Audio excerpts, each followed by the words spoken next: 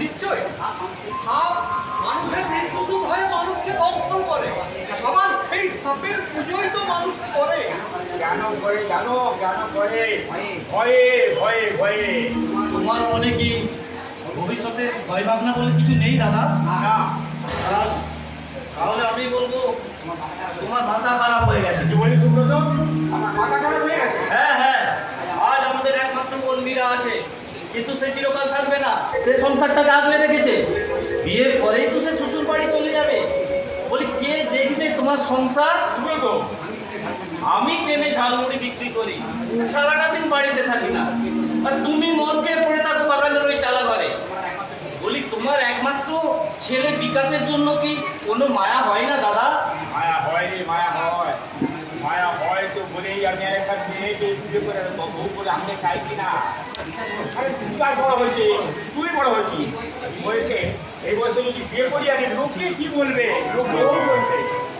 লোক কোথায় শক্তিদা? বলবার মতো সমাজ কোথায়? আজ তুমি মালিগিরি করছো, তাই বাবুদের বাগানে কোনো রকমে মাথা গুঁজে আছো। কাল যদি বাবুরা তোমাকে দাঁড়িয়ে দেয় তখন তুমি কোথায় যাবে?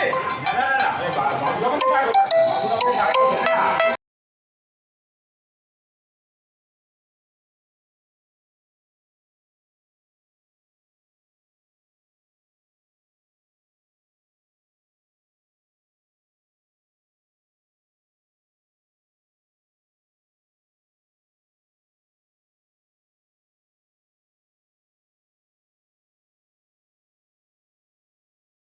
ওই গাছগুলো, ওই গাছগুলোকে আমি বড় করে তুলেছি।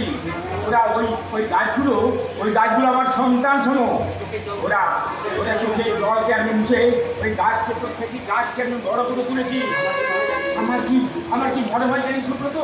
ওরা গাছ নয়, ওরা আমার এক একটি সন্তান।